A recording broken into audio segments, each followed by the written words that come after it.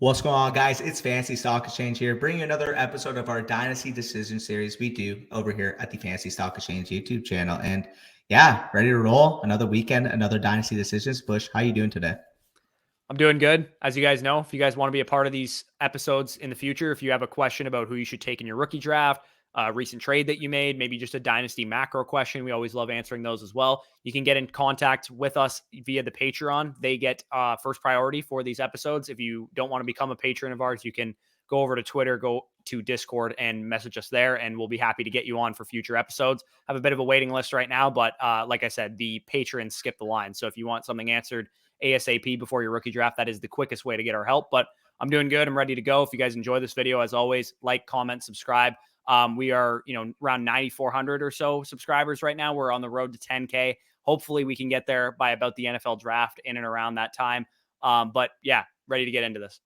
Yep, for sure. But before we get into it, as always, we hit the intro.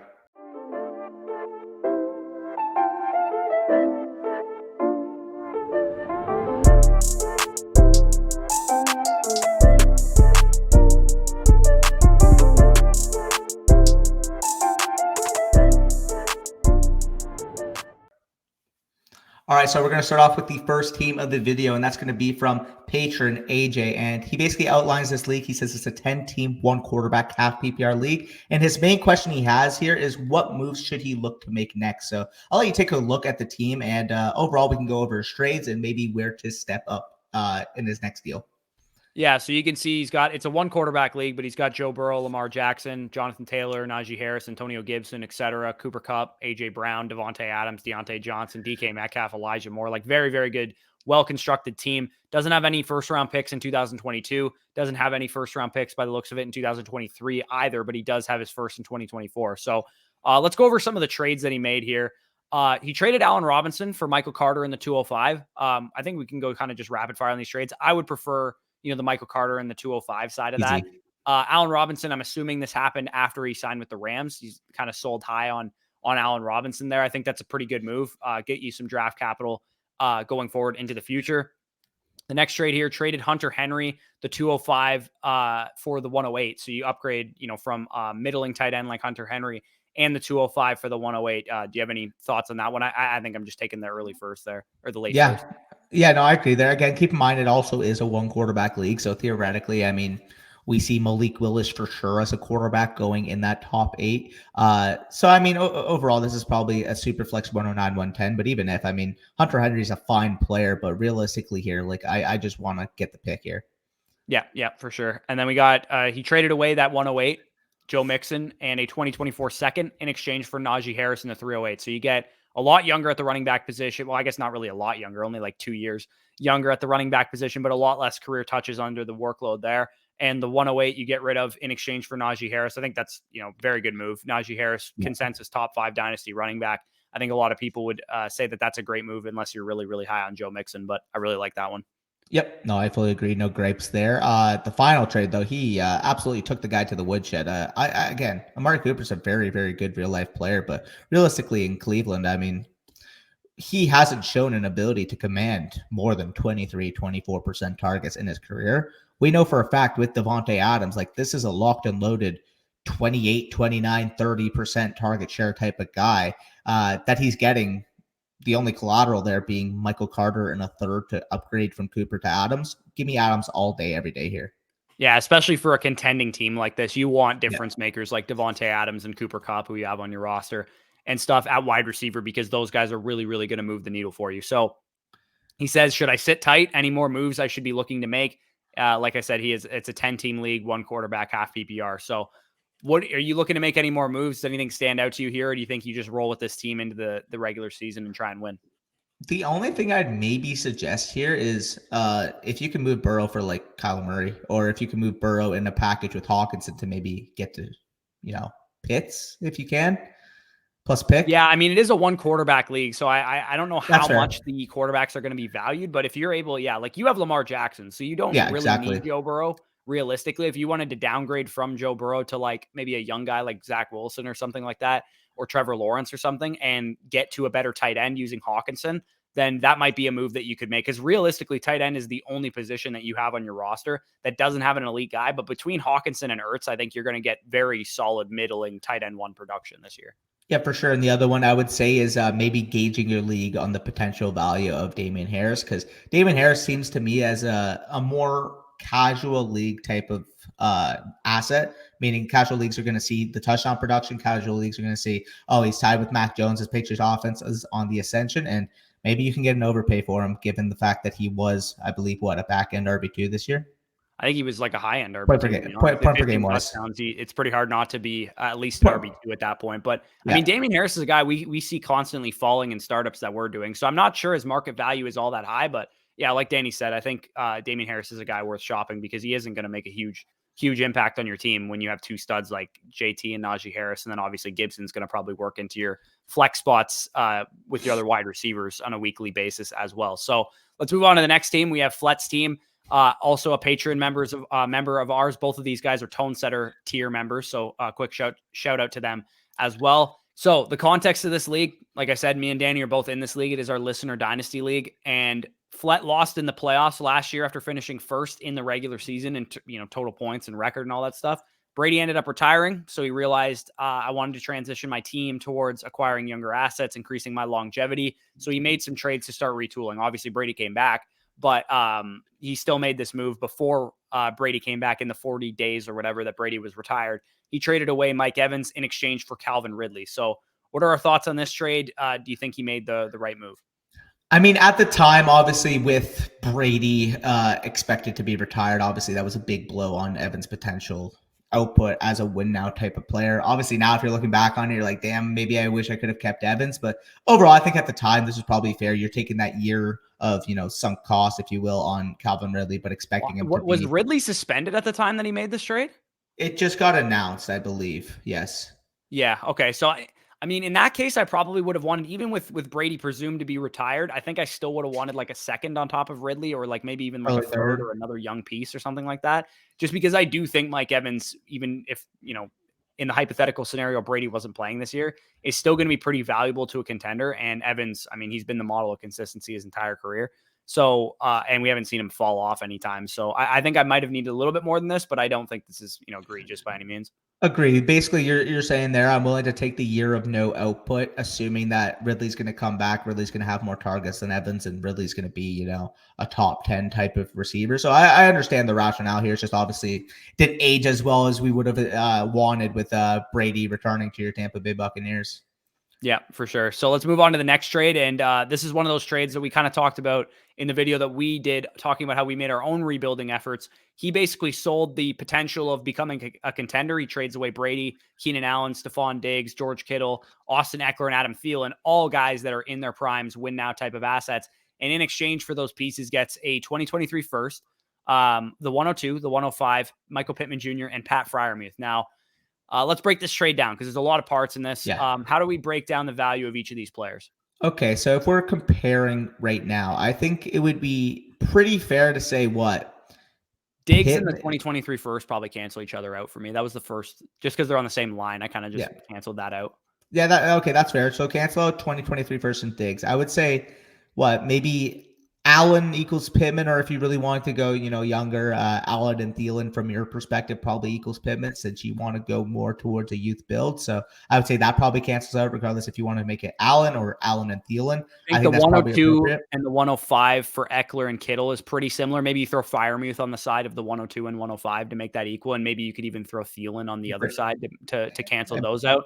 And then at that point, I think however you slice this is probably a decent deal for a rebuilder. Could you have maybe gotten another, second rounder or another young piece on top of this? Sure, but I'm not going to nitpick this too much because, again, as we said in that rebuilding video, did this make your team better? Yes, it did. It made your long-term output that you're looking for to help rebuild this team better. And I mean, Flett win now from the very startup of the draft, right? And we've kind of talked about going startup or going win now in your startup has never really been a move that we like to make because we've both done it, right? We've both gone into a draft and we've been like, hey, these guys are all falling. I can win the championship this year. But it usually is only a 1 year thing that you realize that my team is starting to get old and my team is starting to, lose value and I need to shift it before all these guys fall off a cliff.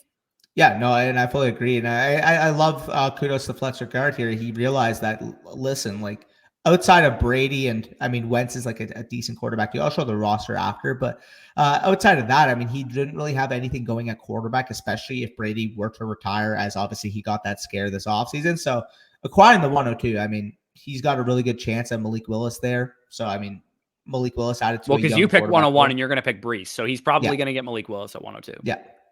Yeah, I gotta keep him guessing, but that's most likely the case. 105, obviously. I mean, you add a young receiver that already replaces. I mean, you're talking about London, Wilson, or Burks. I mean, realistically, they're at least on par, if not ahead of really any of the win now assets in this deal as well. 2023 first. I mean, we're probably figuring that Daddy Flex God's probably going to be a contender in this scenario. So I'm going to say mid to late, but if that ends up being early, you hit the jackpot. And then with Freiermuth, I mean, I love Freiermuth. I think, top 10-ish type of dynasty tight end, obviously young, insulated asset. Who knows? Maybe you get a Malik Willis to Pat Freiermuth stack out of this trade. Right. And who knows, maybe a year from now, Freiermuth and Kittle are on the same plane, right? Like the difference between Freiermuth and Kittle, I don't think is all that crazy to say that Freiermuth in a second is almost equivalent to Kittle. As much as, George Kittle is a huge difference maker, I think Freiermuth has shown enough in his rookie season to give you a lot of, optimism going forwards. So let's get into the last trade. And this was actually with me. So I'm actually the other side of this trade. So we get to see the real life reaction to this. I'm a contender. I have, a bunch of contending assets. I have a team that came in second in the finals last year, and I'm trying to go back before Danny's team takes over the league because Danny has a lot of long-term investment, a lot of draft picks, and some studs to build around. So what I did, and you guys know that I'm not all that high on trading for Alvin Kamara, but I am a contender, and I need as much potential output that I can get because we have 2 flex spots in this league, 2, running back slots. I figured because Flett was, shifting towards a rebuilding team, he might sell low on Alvin Kamara. Now, to me, this trade seems pretty fair on both fronts. I would say Alvin Kamara in the 111. Maybe you prefer Alvin Kamara in that situation. But again, if you're a rebuilding team and you want that first round draft capital, I don't hate just taking that side overall. Jameis Winston for the 2023 second. Now, this second is probably going to be late because it is my second. And I expect to be, at least a playoff team this year, if not a team that should go far in the playoffs. And then Anthony Schwartz, to me, doesn't have a whole lot of value. He's just kind of a throw-in for this deal. So I'll let you comment on this deal because you're not in it. Yeah, I mean, this is kind of the same thing where, like, as a rebuilder or trying to rebuild from his end, I don't mind losing out on a bit of value. However, I do think he probably could have gotten maybe another 108, 107 instead of 111. That or maybe the other 2 that you have on this deal as well. So if it was 111 and 2 seconds for Winston and Kamara, I probably would have been able to stomach it a bit more. But at the end of the day, I can't detract it too much because it's helping him get closer to his cause. I mean, you're looking at it realistically for him when he's potentially wanting to compete.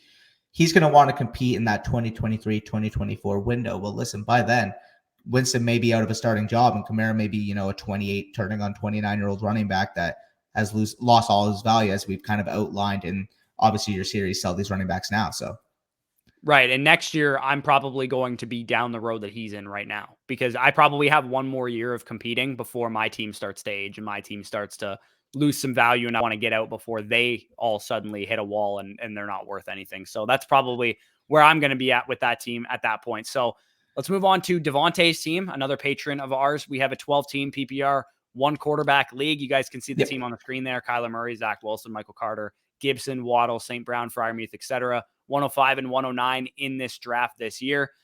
And he has a couple trades listed for us here as well. So let's go over the trades first, and then we'll quickly talk about his team, basically. The first trade, he gets DJ Chark, a projected early 2023 first, and the 207 in this year's class, and they get Darren Waller. Now, I think this is just a slam dunk steal. Like, I would take it like a mid first right now for Darren Waller, especially if I'm in any kind of like building a young team kind of predicament, which it looks like he is right now with, some of the stable assets. He's got Kyler Murray, Waddle, Freiermuth, and St. Brown, but not a whole lot else going on outside of Gibson. So when you're building a young team and trying to build a long-term contender in Dynasty, if you can somehow turn any kind of aging asset like Darren Waller into early draft capital in a class like 2023, slam dunk. Yep. No, I absolutely agree. This is a phenomenal deal. I mean, we could literally list off 6 names right now. You got the 2 quarterbacks, you got the 2 running backs, and you got the 2 wide receivers right off my head that would fill out the top 6. And if you guys don't know what I'm referring to, quarterbacks, you got Stroud and Young, running backs, you got Gibbs and obviously Bijan, and then wide receivers. I mean, off the head, we're not even talking about Addison yet. We got Boutte and we got Jackson Smith-Jigba. And then if you want to put Addison at 7, albeit. But if you're expecting that pick to be early, we're expecting top 4. I just listed off 7 names that I'd feel comfortable with taking in that top 4. So that just kind of goes to show you how top end talented this next upcoming draft can be. And I would Yeah, take and all there those could be assets more over guys that one. emerge from that, Yeah. as well. And yeah, that's probably what we're looking at there. Second trade, he gets Kyler Murray, Michael Carter, Deontay Johnson, who actually didn't even see there, and Rashad Bateman as well. Pat Fryermuth in a 2024 first. So he gets a lot younger by the looks of it with a lot of these trades. They get Austin Eckler, Russell Wilson, Jerry Jeudy, and George Kittle. Now, it is a 1 quarterback league, so the quarterbacks don't matter as much in this trade, which hurts his side a little bit because Kyler Murray is the more valuable asset, or probably would be the most valuable asset in this deal if it was a super flex league. But what do you think of this trade and how you kind of break this down? Yeah, I mean, I love it. I mean, if we're looking at it realistically here, what Deontay and Bateman is probably worth your Eckler and Judy, give or take. Yeah, probably something like that. Carter and Fryermuth at minimum is worth Kittle. Yeah, if not, Minimum. Fryermuth in the 2024 first is pretty easily worth Kittle for me. That's what I was going to say. And then I would rather have Kyler over Russell Wilson. So I mean, if you're looking at it, I view this as you're profiting an extra 2024 first here.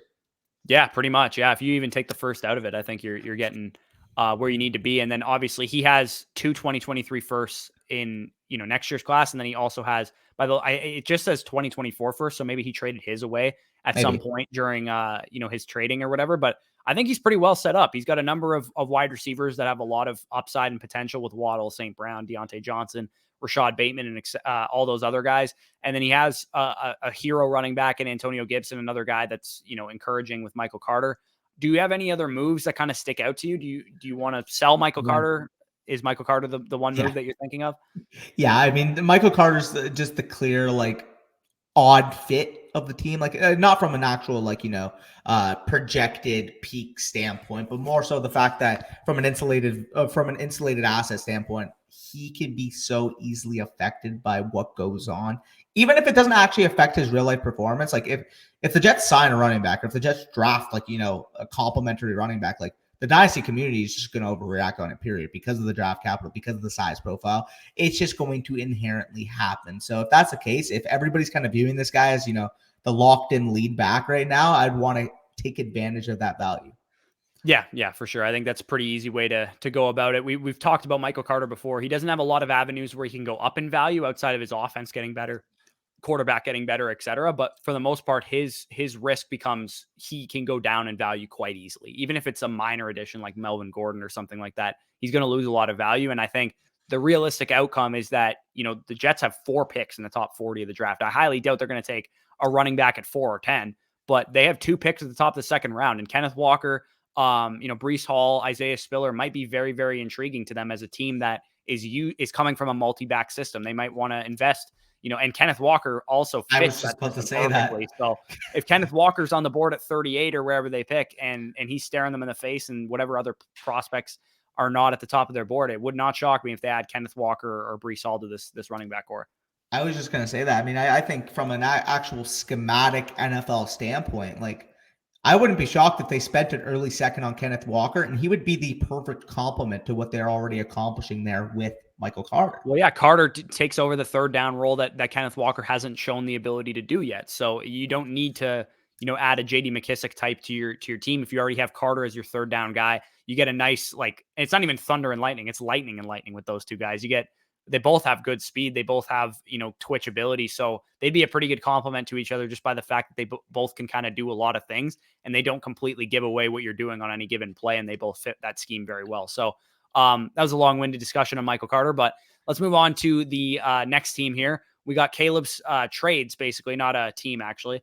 And he's a patron as well. All right. I'm thinking 2 questions in particular is what he said to us. First, a trade, Tyreek Hill and the 106 for Rashad Bateman, DJ Chark and the 108, and a 2024 first. So that is a pretty big haul for Tyreek Hill and the 106. What are your thoughts? So it's Tyreek and the 106 for Bateman, Chark, 108, 2024 first. This is a very close trade, in my opinion. Like, again, if you're a contender, I could fully rationalize the Tyreek side. And if you're a rebuilder, I can fully rationalize the rebuilding side. And that's what makes fantasy so great. That's what makes Dynasty so great, is that there's multiple lenses to look at these type of deals. If I'm a contender and I'm going after Tyreek Hill in the 106, I'm more than fine with paying that package. If I'm a rebuilder, again, as I said, I would be fine with taking that package for Tyreek Hill. If we're contextualizing this right now, I know maybe it's not exact value, but let's just say DJ Chark in the 108 probably gets you the 106. Let's just say give or take. Yeah, I'd say something like that. So I mean, Bateman in a 2024 first for Tyreek Hill, it's probably about fair. I mean, if you're a contender, you're fine with paying that, and again, if you're a rebuilder, you're fine with taking that. I'll let you talk about it because I feel like I'm just gonna teeter totter on the whole thing because I just view this as an overall fair trade. Yeah, I think I do lean the Tyreek Hill on the 106 side of things. Yep. Just because I like Rashad Bateman has a lot of, potential and he was a great prospect and stuff, but I don't view him as, a guy that is a slam dunk asset in this deal. The 108 and the 204 and the 2024 first are definitely solid pieces of this trade. And you're basically getting three, what I would consider first round caliber assets with Bateman, the 108 and 2024 first in this deal for Tyreek Hill, who I think is priced to a contender is worth probably two firsts. And the 106. Like you said, it's a pretty fair trade, but I would lean the Tyreek side just because you're getting the two best assets in the deal, in my opinion. And that typically sways me to that side. Yep. No, I agree with you there. Like face value wise, I would want the Tyreek side. Like if I was in a startup and I had a chance to choose which assembly of assets, I would probably go with the Tyreek side. But I don't think this is a steep underpay if I'm selling Tyreek Hill for this. Yeah, for sure. And then the second question that he has for us is, what would you be looking to get or to try to get using players like AJ Dillon, Chase Edmonds, those backs that can have value, but would you rather have them or would you rather have like a second or a third round pick? So basically just like an overall conversation on running backs outside of really like the top 15, top 20 dynasty running backs or so that have value that are not bums or anything that might be still young in AJ Dillon's case, but they're not, the first round caliber running backs that we want in Dynasty.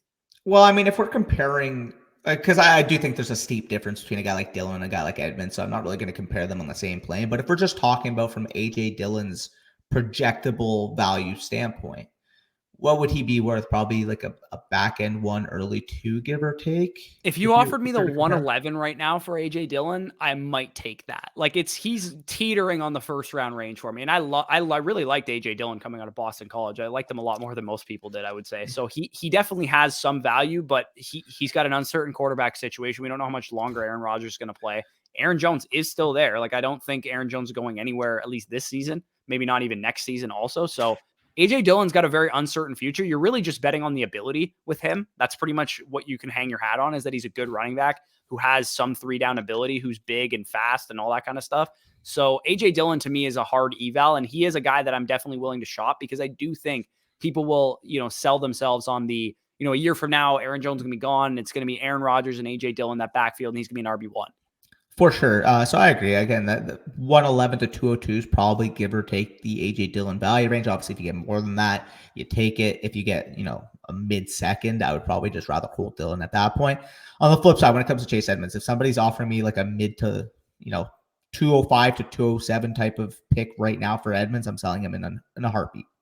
Yeah. And back to his original question, what would you be looking to try and get using those players? If you can use AJ Dillon and get to a more value insulated running back, then I'm doing that. So if you can take or wide receiver AJ Dillon and a second round pick and get to J.K. Dobbins, then I'm doing that. Or if you can take AJ Dillon and, a second round pick and a face planner or something like that and get to Antonio Gibson or Cam Akers or somebody in that range, I'm absolutely willing to do something like that because as much as I like AJ Dillon and he has the same draft capital as those players, they have a more clearer path to touches. And at wide receiver, we don't care so much about opportunity because typically when you're on the field, you can just get open and get targets. But at running back, it does matter. So I think that's probably how I would use AJ Dillon is try and get to a better running back if you can. Or if you don't need a running back, get to a wide receiver that's young and can, just establish themselves like a Amon-Ra St. Brown or something like that. Well, I was going to pose that to you. I mean, right now, do you think in most leagues that if you were to trade AJ Dillon in the 205, you can get up to a Marquise Brown type? Because I think you can. And I think it might not even cost a 205. I think you could probably get to AJ Dillon. 100%. AJ Dillon for Marquise Brown might even get done straight up. If not, you just add like insane. A third or something like that.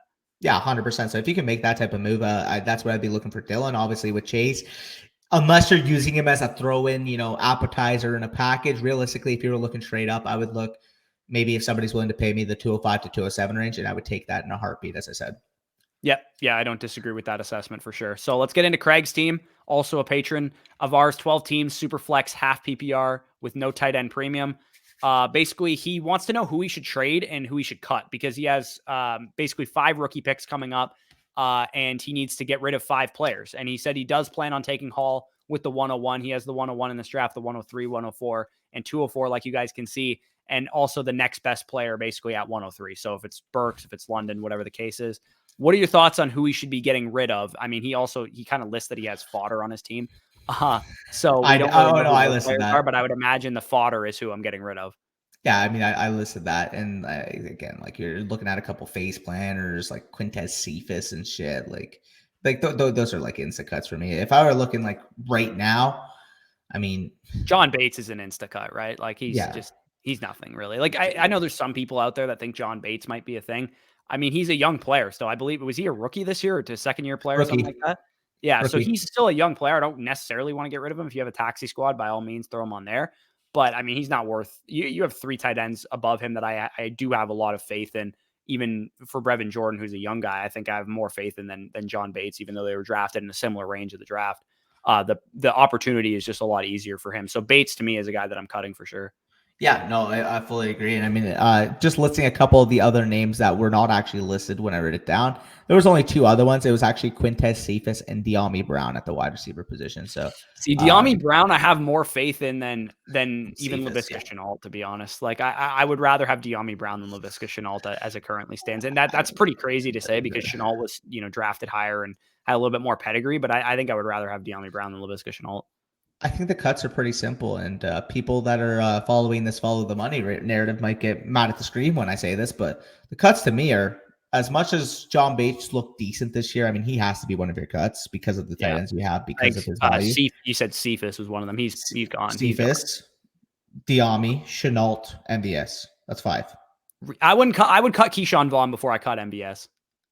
That's fair. Or, any of the other, like Gainwell or Keyshawn Vaughn. I would rather cut Keyshawn Vaughn than MVS. I would rather hold him. Okay, then cut Keyshawn Vaughn. Then I would still rather Gainwell over MVS, but yeah, Keyshawn Vaughn, you can make that argument 100%. Yeah, so those are the cuts that we would go with. Does he doesn't list any other questions here. We can evaluate his team real quick if you want to.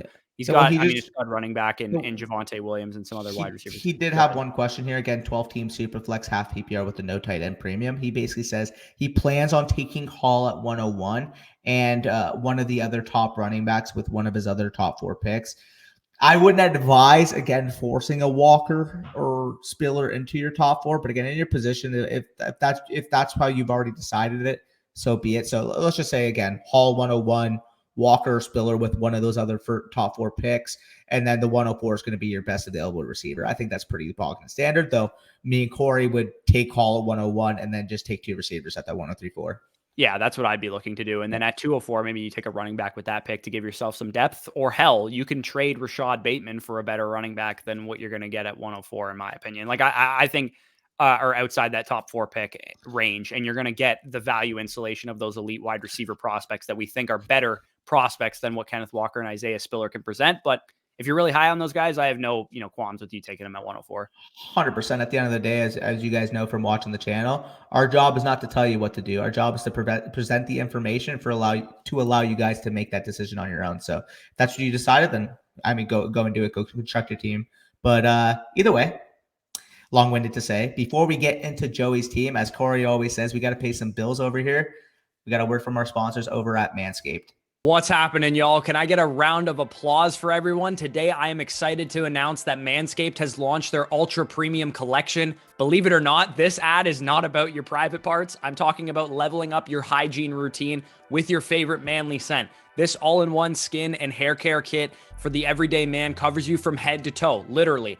Manscaped is trusted below the waist. Now you got to trust them with the rest. Join the 4 million men worldwide, including Danny and myself, who trust Manscaped by going to manscaped.com with promo code BUSH for 20% off plus free shipping. I know myself personally with these products, I really appreciate the fact that they are all, natural ingredients. All of the products are animal cruelty free and vegan and all that stuff. That stuff is really important to me. I like to know that what I'm putting on my body is very natural, and you don't get that benefit with store-bought stuff, hygiene products. And it's really important just to have a grooming routine in general. Now, we all know how essential the Manscaped Lawnmower 4.0 is, which you guys have heard us talk about in the past, for that precise trim below the belt. The advanced skin-safe technology reduces cuts to your most delicate areas. It's waterproof, so you can use it in the shower. But now you can enhance your perfect grooming routine with their ultra premium collection. And this package includes the Manscaped Premium Deodorant. And no, it's not for your balls like we've talked about in the past. It's for your armpits. This deodorant dries clear, is aluminum free, and it smells like their signature scent. So it's not going to ruin any of your clothes.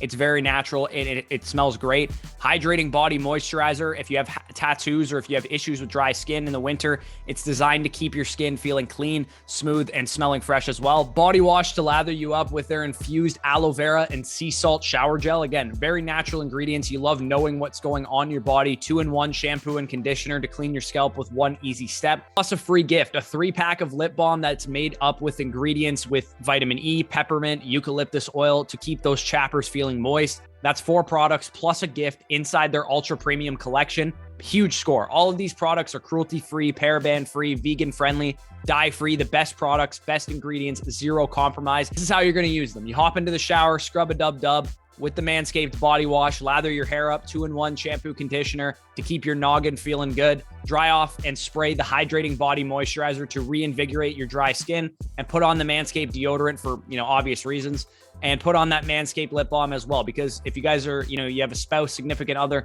nobody is going to kiss your chapped lips. So make sure you use that free gift as well. Getting dressed afterward is optional, of course, but wear one great scent all day long. I know myself personally, when I worked in an office atmosphere, they didn't appreciate when we wore colognes, heavy scents and stuff like that. This is a real light scent. Really smells good, really smells natural, so you won't, infuriate your HR manager either. Get that ultra premium collection hot off the shelves. Get 20% off and free shipping with the code BUSH at manscaped.com. That's 20% off plus free shipping with promo code BUSH at manscaped.com on their ultra premium collection. The power of attraction is now in a bottle thanks to Manscaped.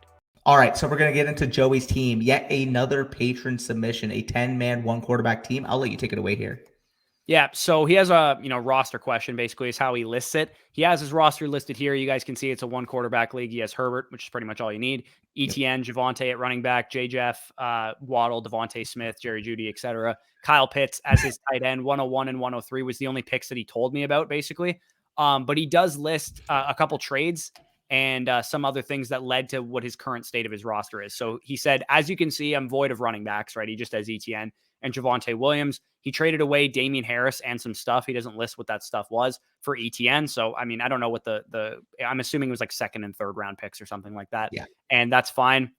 Also traded away Saquon for 2 firsts and a second. Didn't say when the firsts were, but I think anytime you can get 2 1s and a second for Saquon Barkley, I think that's a pretty good trade to make. I don't know if either of those was the 103 or the 101 that he currently has on his team listed here. Basically, his main question was long-winded way of saying what his main question is. His 101 is Breece Hall, as is ours. Easy. So he's going to take Breece Hall with his 101. He says, pretty sure Treylon Burks is going to go 102. So do I take RB2 after Pro Day? He says, I'm leaning towards Kenneth Walker. Or do I take wide receiver 2, whether it's Drake London or Garrett Wilson? Or I also have a trade on the table to give up the 108 and the 203. So what is your first thoughts? Do you take Kenneth Walker at 103 or do you go with those wide receivers?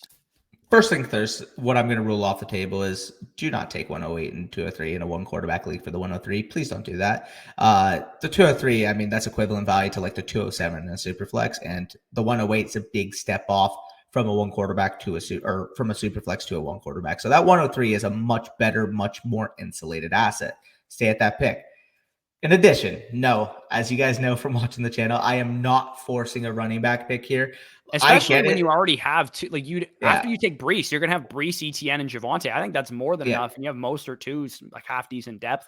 I don't know what your other picks are if you have like 2nd rounders or whatever, but you can always take some more depth at that point. I agree with Danny. I think you take the best available player. And for us, that's going to be if you expect Burks to go Drake London. It's going to be Drake London most likely, if not, Garrett Wilson, if their landing spots are vastly different or something like that.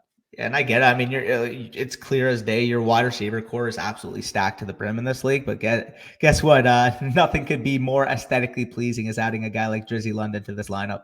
Yeah, and he actually made a trade after he sent this team initially. He said, I made one more trade before you guys cover this. And this makes me even further away from taking Kenneth Walker over at 103 because he acquired J.K. Dobbins and Kendrick Bourne in exchange for Devontae Smith, the Ernest Johnson, a 2023 third. So it's basically, for the most part, just J.K. Dobbins for Devontae Smith Yeah. as the main pieces of this trade. And you guys know how high I am on J.K. Dobbins. So this is easily J.K. Dobbins for me in this side of the deal.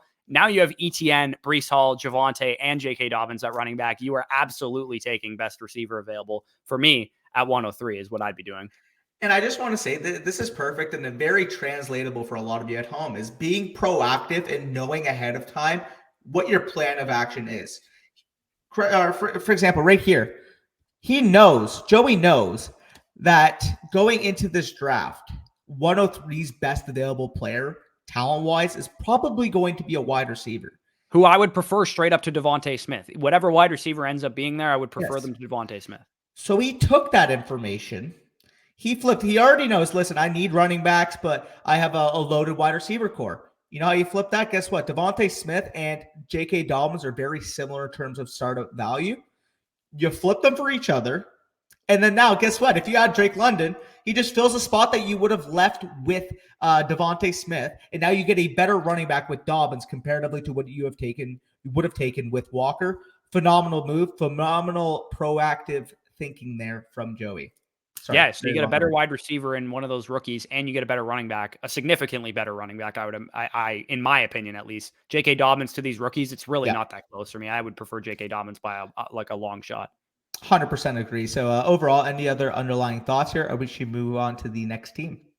No, we can move on to the next team. I think Joey did a great job. His team's in great shape, obviously. He's got 4 elite running backs, a bunch of great wide receivers, some good depth, and Kyle Pitts. So transitioning to the next team, we're actually going to take a look at Angantyr's team, another patron member. And this is a super flex league. He didn't really say how many members were in this league, but overall, I mean, you guys can see the team on the screen, and he kind of outlines that this is a dispersal draft. So he's in a little bit of a full rebuild mode, if you will. And overall, he kind of lists some trades that he did and wanted to know our overall underlying thoughts about his roster. So what's your initial reaction when looking at his team and the trades? So looking at his trades, we'll just go over those real quick. He traded away Dalvin Cook for the 105. I mean, you guys know our thoughts on Dalvin Cook at this point. Dalvin Cook for the 105 in a super flex league. You got to assume you're going to get guaranteed Breece Hall, Malik Willis are one of the top 3 receivers, or if you're really high on Kenneth Walker or whatever, you can always just replace Dalvin Cook with that running back. And that's a pretty easy trade for me to make. I would easily take all the top 3 running backs in this class or the top 3 receivers in this class ahead of Dalvin Cook in Dynasty. So great move there. I think that made your team a lot 100%. better. That 105 is going to help your team a lot more than Dalvin Cook would have. And then he also has basically another trade where he traded away Aaron Jones, the 202, the 308 for Travis Etienne. So what are your thoughts on those 2 trades? And I'll let you kind of talk about that. Absolutely ran it up with both those deals. I love both those deals. Obviously with Dalvin Cook, I mean, realistically, what's he providing somebody, even from a redraft standpoint, that a guy like Leonard Fournette wouldn't provide? Like Leonard Fournette outscored Dalvin Cook last year. Leonard Fournette is the exact same age as Dalvin Cook, and Leonard Fournette is in a better offense. And you could have Leonard Fournette for an early 2, late 1 in most leagues. So the fact that you're able to get the 105 for Dalvin Cook, capitalizing on inefficiencies in the market, that was a phenomenal deal. And obviously with the second deal, I mean, it's a no-brainer. Aaron Jones, kind of similar situation, older back, splitting time with AJ Dillon. Don't know how the offense is going to look without Devontae Adams in the fold. I'd probably say he's an early to mid 2 in value. So the fact that you're able to flip we'll say the 202, the 203, and the 308 to get ETN, both of these deals were phenomenal in your favor, in my opinion. Yeah, and they help you get younger, obviously, with those moving those aging running backs like we talk about all the time. He said he's going into like a little bit of a rebuild. I would say your first 2 moves, at least the ones you have listed here, were definitely beneficial to your team going forward. I mean, he said he's going to take Malik Willis at 102. I think that's the right move in a super flex league. You pair Malik Willis with Trey Lance, and you got some other pieces that are starting options. If you can move Trubisky and Daniel Jones right now and see what you can get for them. If it's just future draft capital, that's, all I'm kind of looking for, because I'd imagine those 2 quarterbacks just aren't good enough to be long-term starters and long-term fantasy assets in the NFL. So if I can turn those guys into second round picks in 2023, even if you have to give both of them, if you package Trubisky and Daniel Jones to a contender who needs a quarterback 3 for the season and just get a 2023 third out or a 2023 second out of it, I honestly am okay moving both of them for that. Yep. No, I fully agree there. Overall, though, I mean, like next moves I would look to make as well. I mean, you mentioned Daniel Jones, maybe Mr. Trubisky. I mean, if Robert Woods still has some type of appeal to a win now, I mean, this is probably one you're going to have to wait for in season because everybody right now is going to see him, 30-year-old wide receiver coming off a knee injury. I don't want to invest in him, but who knows? Maybe first 6-7 weeks of the season in that new Tennessee system, maybe he's the wide receiver 15, wide receiver 17 in fantasy. You could probably net, a late 2 at that point, and that would help benefit your team in the long run. So other than that, I mean, nothing else I'm really. probably going to look to sell Andrews as well, just because, Yeah, I mean, Andrews isn't old. Like, he's definitely still going to be in his prime, but your wide receiver core is really rough. Like, long term, outside of Hollywood Brown, you really don't have much to build around. And you're going to need to continue to build out your quarterback and running back core as well. So Andrews, CEH, James Robinson, Robert Woods, pretty much all those guys are going to be guys that I'm looking to shop because you don't have a lot of picks. He doesn't list what his 2023 capital is, but if he has a lot of picks in 2023, I don't necessarily need to do that. But you're probably looking to acquire a 2023, 2024 type of team that you can contend with then. And by then, Andrews might have a lot less value than he has now. So I might be looking to capitalize on that. And the other thing I'll say when looking at the format of this league, again, he mentioned that this is a best ball tight end premium league. I get it. There's a tight end premium. He's going to have a market from a figurative standpoint because people want that tight end premium. People are going to be thinking about that tight end premium. However, given the current structure of your roster and starting lineup, you only start one running back, one wide receiver, one tight end, with there being, 6 flex spots. So realistically here, you can turn an elite tight end asset like Andrews into multiple young, ascending, appreciating wide receivers or, a good young appreciating receiver, maybe draft capital. And that'll replenish your flexes for when you're trying to end up competing.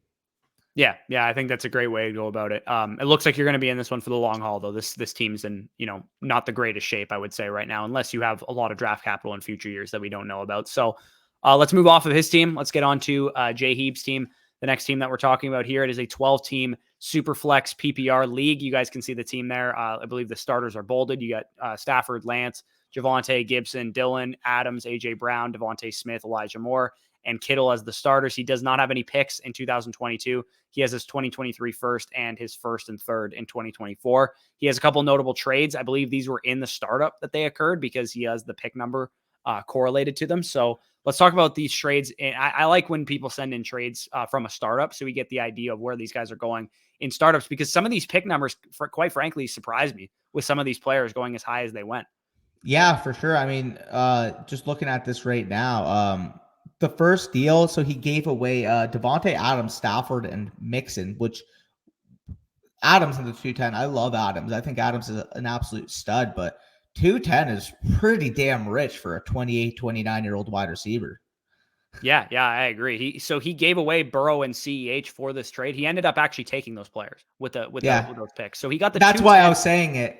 So 210, 303, and 308 for the 106 and 807. On face value, that is a steal. Yeah. Like, you get 3 picks in the top, 36 overall picks of a startup for just the 106 and 807. Like, I think that is a phenomenal deal on face value. I might have went in a little bit of a different direction with those picks. Yeah. But it looks like you're building, a contender, right? You took Stafford, you took Mixon, you took Devontae Adams. That clearly signals you're in a direction of competing. You're not looking to accumulate value going forward. So I think from that perspective, you got the better end of that deal. Joe Burrow, obviously the most long-term insulated piece of this trade, but you got a lot of guys that are going to help you this year. I mean, the one thing I will add is in addition to this trade, it says he has Mixon here, but he ended up giving Mixon a 2023 second for Javonte. If you put Javonte and a second on the other side in this deal, it looks a lot better. I'll just say that right now. It's just if you had gone with, like an AJ, I mean, you already have AJ Brown, but like, a CD Lamb or a Waddle or something maybe at that 210, it would have been even better. But overall, I mean, I still much prefer your side getting Adams, Stafford, and Mixon just off of that face value compared to even Burrow and CEH. Like, what's the difference for the next few years between Burrow and Stafford? from a fantasy Not a standpoint? huge difference from output of like what Yeah, fantasy output they're going to give you for the next couple of years. I don't think there's a huge difference. for sure. And again, like I'm assuming he did this thinking that he wanted to be a contender. So the fact that you're able to get, a locked and loaded top 5 wide receiver with Adams, and then obviously you ended up transitioning Mixon, getting just as much production projectably over the next few years with the cost of a second, and getting much younger in Devontae. Absolutely love that move, by the way. We can get on to the next deal. And as a contender, I mean, you basically give a first and a third for Devontae. You expect that pick to be late. So I'm not going to gripe on that too much. I think that's probably appropriate value for a guy like Devontae Smith. Yeah, I think 605 is a bit of a value in and of itself too. Yeah, I think for Devontae sure. Smith, we typically see them go, late 4th, early 5th round, I would say, in most startups. So by the looks of the first couple trades that you've made here, it looks like this is more of like a redraft centric market in your Yeah. league, where these guys that are very productive, immediately are going high, and the guys that are a little bit younger, a little bit more unproven, are going later in your draft. So that's definitely something that's good news for us. Another trade, you got Zach Wilson, who went at the 608. And again, in a super flex draft, I expect Zach Wilson to go in the 4th round, Fourth round, fifth yeah. round. Yeah. Absolute steal. Like, and the fact that you got him for the 107 and Evan Ingram, like, easy. Like, Yeah, the that's 1407 and the 107 this year. I mean, that is a phenomenal trade for Zach Wilson. There's like Zach Wilson to me, what draft pick this year is Zach Wilson worth? 103. Yeah, like 103, 104 in terms of his value, I would say is probably about right. And we're high on Zach Wilson, so maybe the 107, if you're a little bit lower on him, is more equivalent value. But given that we like Zach Wilson, obviously going forward, this is a good trade for us. And you also, get him to stack up with Elijah Moore. I don't know, if this is like a regular starting league, and not like a best ball or something. But either way, you have a Wilson and Elijah Really Moore good stack looking going team. forward. And I'll just say right now, I obviously alluded to it later with thoughts on the team, but I mean, this is a very well constructed team, especially for a team that you expect to make a push to win this year. I mean, you have a lot of top end type of assets on this team. And I mean, I already said it, but I mean, Mixon in a second. Somehow, like how you got Javonte Williams for Mixon in a 2nd round pick is absolutely absurd to me. Like, if I were you, I would probably be trying to get away with more trades like that. If you can somehow transit, like, not that you want to sacrifice your ability to win, but if you can take Devontae Adams and turn him into Jalen Waddle right now with the news that, Tyreek Hill is in, you might even be able to get Waddle plus for Devontae Adams right now. If this is how your league, dynamic behaves, I would be trying to make moves like that if you can. But if you can't, obviously, then by all means, just continue to compete. And the final trade that we have here, and then we'll move on to the next team, we have McCole Hardman, Zay Jones, and a 2023 first. So the 2023 first is all you were looking for there. You sold off, Singletary, Christian Kirk, 2024 second, 307. Not a lot of guys or pieces that are worth a ton to get your 2023 first back, or somebody else's 2023 first, which might even be better because you're going to be a contender this year. I think that's a phenomenal move. You could have said this as Singletary, Kirk in like 4 or 5 seconds, and they would probably be like maybe relatively fair for a contender at that point. But the fact that you're able to get a 2023 first, which if you guys are like not familiar with, or is basically the gold mine of Dynasty right now, like you want 2023 draft picks. The fact that you're able to get a 2023 first for basically, Fugaz is beautiful. Like you did fantastic here. So overall, I mean, we love all your trades here. The only like maybe gripe I have personally is Adams at the 210. But I mean, considering you mentioned like this is a more redraft centralized market, as Corey said, like if you can get like you might be able to get Jalen Waddle on a first for Devontae Adams for an owner who's panicking about Tyreek Hill moves. Yeah, exactly. Yeah, for sure. So overall, really well built team. Nothing else I really have to say here. Go try and win that championship because you clearly have a team that could be in the market for being one of those top contenders in your league, especially with what we project Trey Lance to be with a full year starting this year. I mean, I think he has the opportunity to break fantasy football. Yeah, exactly. So let's get into the final team of the video. We have Jese's team here. He says basically he's been watching the channel a lot lately. You guys are killing it. We definitely appreciate that. Anybody sends us kind words, we really appreciate it. This is a 12-team dynasty, 2 quarterback or super flex league, half PPR as well. He basically wants to know what to do with his team. He came in second last year, and since then, he's flipped Stephon Diggs for a 2022 1, 2, and 3, and a 2023 third. So he got a first this year, a second this year, a third this year, and a third for Stephon Diggs. It looks like the first was late because he has 110. He said he came in second.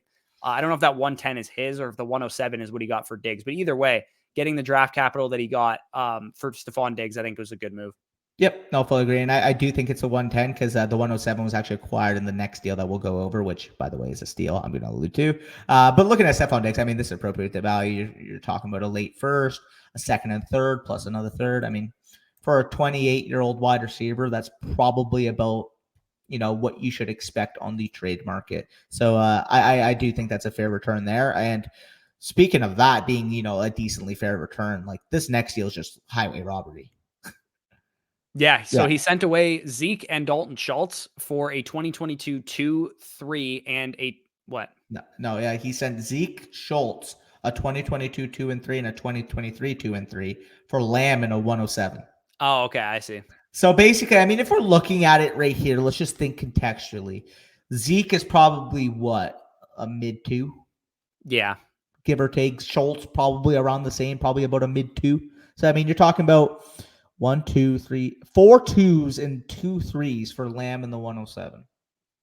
Yeah. I think just give me the best 2 assets in that deal. It's a lot to give up, and I'm sure if you're good at drafting and you can hit on those picks, you can definitely hit on a couple of those 2s. But there's a good chance you're probably, what's the hit rate on a second round pick in Dynasty rookie drafts? Like 30% probably max. Give me CeeDee Lamb and give me the give me CeeDee Lamb in the 107. Like realistically, you could have just gotten CeeDee Lamb, and I still would have much preferred the CeeDee Lamb side. So the fact that you also get a 107 here, phenomenal deal. He also says any other moves you should make. He just wanted to let us know that this is the format of his starting lineup. So quarterback, running back, 3 wide receivers, a tight end, a flex, and a super flex. Basically, you wanted to say that we do indeed have that 3rd wide receiver slot, which, I mean, already benefits that Lamb deal even more. Yeah. So what are our thoughts on his team? Obviously, he's set up to win. He's got Stafford and Carr as his top 2 quarterbacks, both guys that are in their 30s.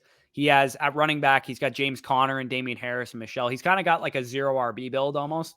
And he does have, draft capital to add to this team as well, with Adams and Evans and Lamb as his top receivers, with Renfro also there, and TJ Hawkinson. So overall, what are our thoughts on his team? Can he compete with this team? Because it is set up, the way his winning window is set up to compete. I would say, depending on how your league dynamic is, if there's like a super team or something, then you're probably not going to compete with this team. But I do think it's set up in a way that you can be a playoff team. And, once you get to the playoffs, anything can happen for sure. Yeah, for sure. I mean, clearly the strength in this team is with your wide receivers, especially if assumingly 107 and 110 or 110 would dictate wide receiver being the best available. So overall, I mean, you can get Spiller at 107. That would be the dream scenario for you. 107 should be Isaiah Spiller if he is there. Yeah, and this is assuming he gets like 2nd or 3rd round draft capital in the NFL draft as well. Or of course, like, Sam Howell slips into the 1st round, lands in a pretty good insulated type of position. Maybe you can get your quarterback 3 locked and loaded there too. Yeah, I think that 110 was actually the spot I was looking for a quarterback 3. If you can get Matt Corral or Kenny Pickett or something in a great landing spot at 110, or Sam Howell, like you mentioned, would be ideal for that 110 pick, and that 107 pick. Hopefully you can get Isaiah Spiller to fall to you. If not, you just probably get Chris Olave or Jameson Williams or something like that. Yep, fully agree there. So overall, any underlying thoughts here, or should we wrap up this video? No, we can wrap up the video. As always, if you guys enjoyed, like, comment, subscribe. Always appreciate it. Always helps us out. If you guys don't have, the financials to help us out financially, go ahead and just like and comment and subscribe on every video. Like that always helps us out, helps us grow. We really appreciate it. Again, if you guys want to be a part of future Dynasty Decisions episodes, the first priority goes to our patrons. So patreon.com/fantasy stock exchange. Link is in the description for that. You'll get access to our Dynasty Rankings Manifesto, which has pretty much anything and everything related to Dynasty rankings, rookie rankings, bucketed rankings by age. We're going to have our rookies and sophomore rankings very soon for Underdog Fantasy as well. If you guys play over on there, again, promo code FSE at sign up and first deposit. A big thanks to Manscaped for sponsoring this video as always as well. I'll let you close it out with anything you have, or we can just get out of here.